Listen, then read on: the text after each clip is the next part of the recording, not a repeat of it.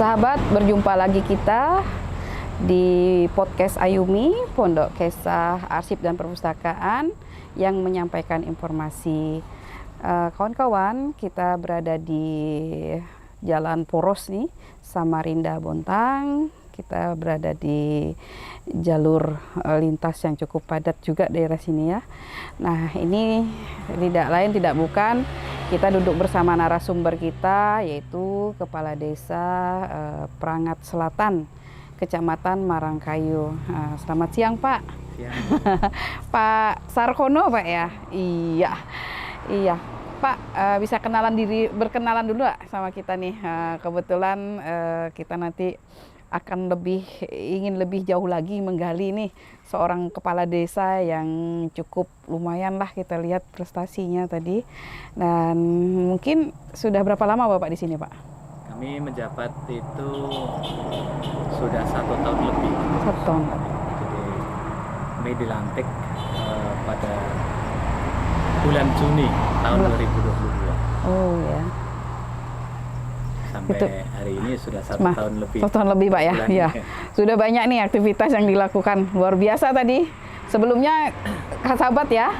Sebelumnya kita tadi udah bincang-bincang tuh. Kita lihat beberapa program yang sudah Bapak sampaikan, dan kita sedikit tertarik dengan kaitannya dengan perpustakaan, karena desa ini juga memiliki perpustakaan desanya. Terus ada yang dikembangkan oleh Bapak Kepala Desa. Ya kan Pak, begitu kira-kira Pak ya? Iya. Alhamdulillah memang kami masuk di Desa Prangat Selatan menjadi jajaran pemerintahan. Memang pada saat itu belum ada kegiatan-kegiatan yang mengarah ke perpustakaan. Tapi saya mengingat bahwa pentingnya masyarakat ini untuk pintar, untuk pandai. Jadi alangkah baiknya kita fasilitasi untuk taman-taman baca itu kami dirikan perpustakaan-perpustakaan yang ada di Desa Prangat Selatan. Gitu Pak ya. Oh ya, gini loh sahabat, Bapak ini punya program ke depan yang kata beliau di masing-masing RT itu akan dibangun semacam pojok literasi.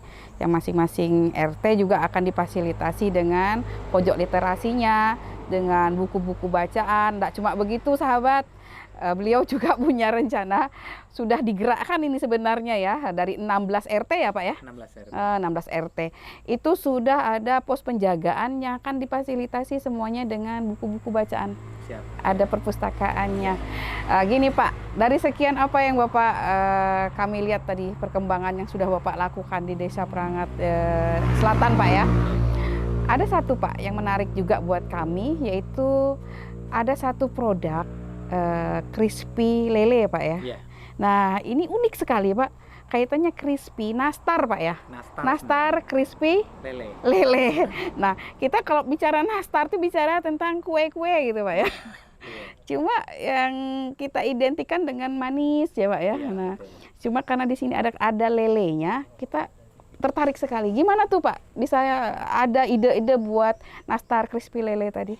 Jadi pada awalnya dari pemerintah desa ini menggelontorkan program yang namanya ketahanan pangan. Dari program ketahanan pangan ini kita memberikan bibit ikan nila sama bibit ikan lele. Kemudian dari hasil yang panen itu melimpah ya, kurang lebih 4 bulan panen. Jadi kami memberikan tantangan kepada ibu-ibu untuk mengolah daripada lele itu sama nila itu kira-kira menjadi bentuk apa yang menarik dan kira-kira belum pernah dia dibentuk atau diproduksi pada tempat lain. Nah, pada saat itu pas kebetulan momentumnya adalah 17 Agustus tahun 2022, jadi kami lombakan dalam kegiatan lomba memperingati HUT RI itu. Dan muncullah pada saat itu juara 1 ini adalah kue kering crispy lele itu. Oh gitu. Jadi menemukan sosok yang berperan di dalam pengolahan ini dari lomba tadi Pak ya? Dari lomba. Ya itu dari idenya Pak Kades sendiri nih. Ya, ide lomba dari kami. Tim Pak ya? Timnya. Kemudian yang memenangkan pada saat itu adalah Mbak Rosma. Mbak Rosma ya. Kebetulan beliau ini memang kesehariannya jago masak sih, menjuarai ini. Dan kemudian ada lomba di tingkat zona pesisir, yaitu kecamatan yang ada di pesisir. Oh iya, Yaitu ada 6 kecamatan kita lombakan pada saat itu di Muara Badak. Iya. Dan alhamdulillah kue nastar ini juara 1 di sana. Oh, nastar crispy lele juara 1 lagi Juara di sana, 1 Pak lagi, ya. Iya. Kemudian Heeh. kabupaten melalui Dinas Perikanan dan Kelautan mengadakan lomba untuk di tingkat kabupaten, dan di situ alhamdulillah masih juara. Oh, juara 2. lagi. Oh, juara 2, alhamdulillah. Kalau di juara 2 ya luar biasa, Pak, sudah, Pak. Udah lintasnya kan sudah lintas desa, kecamatan sampai ke kabupaten. Iya, cukup berkembang sekali sebenarnya. Ya, sebenarnya label juara itu adalah bonus saja. Bonus ya. Yang terpenting bagi kami adalah ketika ada usaha yang bagus, ada hasil yang bagus, maka kami menghimbau kepada pemilik daripada kue nastar ini untuk memproduksi secara massal sehingga orang lain pun bisa menikmati. Oh iya. Dan alhamdulillah sampai hari ini kue ini sudah kami produksi dan sudah kami jual belikan, ada tersedia juga di warung eling, dan kemudian untuk penjualannya melalui media online juga, dan kami juga sering dipesan oleh perusahaan-perusahaan, diantaranya ada PT TIS, PT MSC, itu sudah CSR bergabung, Pak ya? Ya, sudah mengendorse produk kami. Oh, begitu. Ya, otomatis ini udah menjadi meningkatkan kesejahteraan masyarakat juga sebenarnya sudah, Pak ya? Sudah. Berarti dengan program pemerintah transformasi perpustakaan berbasis inklusi sosial, ya alhamdulillah Bapak juga udah menyentuh sampai ke situ, Pak ya? Ya sahabat Pondok Kesah Ayumi, ini baru sedikit ya. Baru sedikit perbincangan kita dengan beliau. Sebenarnya banyak yang kita mau gali dari beliau ini, tidak hanya berupa produk dari nastar crispy lele. Crispy lele, banyak hal-hal lain lagi yang sudah beliau kembangkan untuk masyarakat di wilayah Desa Perangat Selatan. Gini Pak, kira-kira nanti Pak, dengan keterlibatan beberapa CSR Pak ya, tadi saya ada, kalau tidak salah lewat kita berbincang-bincang tadi di belakang Pak ya, itu sudah ada 4 perusahaan besar Pak ya yang bergabung, ditambah perusahaan yang kecil-kecil Pak ya. Semua terlibat Pak ya di dalam proses. Untuk rencana besarnya Desa Perangat Selatan ini, kami sudah musyawarah desa, yaitu sesuai dengan RPJMDes bahwa kita memiliki embung, kita memiliki bendungan yang terbengkelai. Nah, dari embung itu akan kita bangun ya, kita revitalisasi lagi, jadi dalamnya kita keruk, kemudian di atasnya kita dirikan bangunan sebagai prasarana wisata. Itu ada rukonya, ada pendoponya untuk pementasan seni budaya, kemudian ada gazebo, terus kemudian ada areal untuk olahraga kecil, jogging track. Dan ini ada 4 perusahaan itu memang yang sudah tergabung Pak ya, untuk membiayai keberadaan embung kita ini. Jadi di antaranya ada perusahaan PHSS, ada PT MSC, PT TIS, kemudian ada PT KDC. Nah, semua itu perusahaan yang beroperasi di sekitar Desa Perangat Selatan ini. Iya. Berarti kalau sudah ada ruko-ruko, tidak menutup kemungkinan nanti produk-produk ini juga akan dijual di situ, Pak ya? Tujuan utama adalah itu. Nah, jadi itu dia, produk sahabat UMKM yang ada, ini bukan hanya kue lele saja. Di sini itu ada yang membuat, ada kembang goyang, ada peyek dari kacang hijau, dan kue-kue lain, kue basah lainnya itu banyak sekali itu. Mungkin dengan kerajinan mungkin Pak ya. Penjualannya itu adalah di ruko yang kami dirikan di atas. Alhamdulillah. Dan kita bekerja sama dengan BUMDesnya tentunya. Pak, seiring waktu Pak ya berkembangnya ini, menurut Bapak prospeknya ke depan untuk kue nastar crispy lele ini kira-kira bagaimana Pak? Apakah perkembangannya pesat sekali dengan orderan-orderan mungkin Pak ya seperti itu?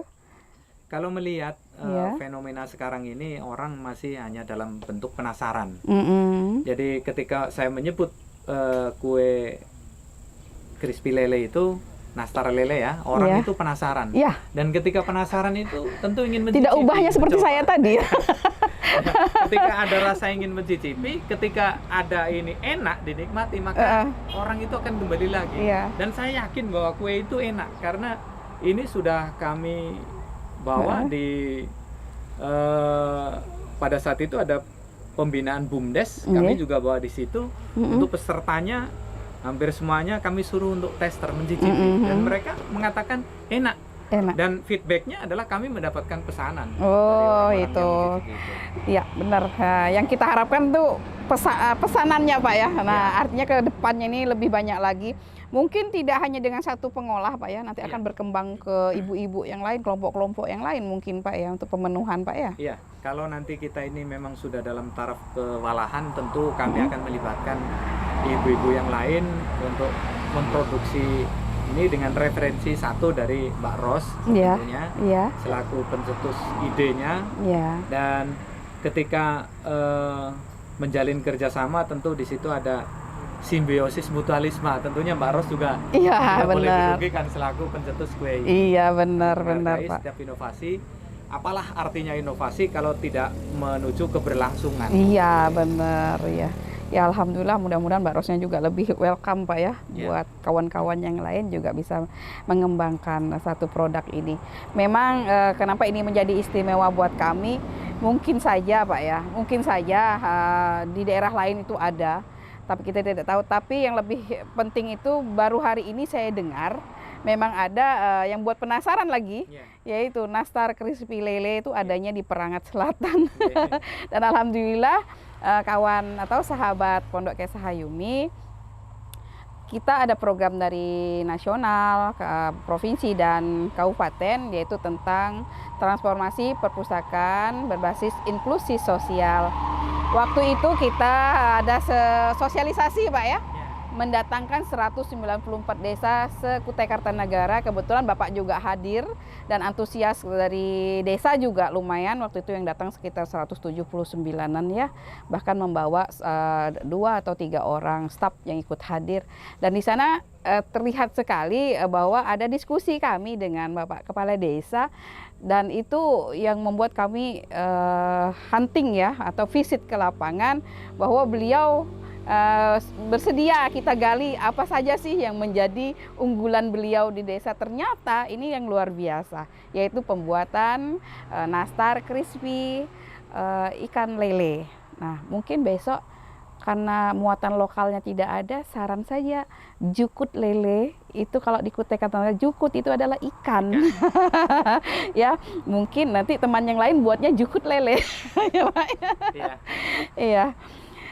Gini Pak, karena ini juga menjadi produk unggulannya Perangat Selatan ya Pak ya, kami berharap suatu saat nanti banyak produk-produk lain lagi yang bisa kita angkat ya Pak ya, berkaitan yang sudah Bapak lakukan pembinaan di masing-masing kelompok kerja yang ada di desa atau masyarakat di Desa Perangat Selatan.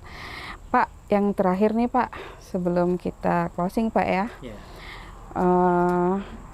kira-kira Pak dalam waktu dekat apakah ada produk-produk unggulan lain yang melibatkan masyarakat khususnya di Desa Perangat Selatan yang akan di launching Pak?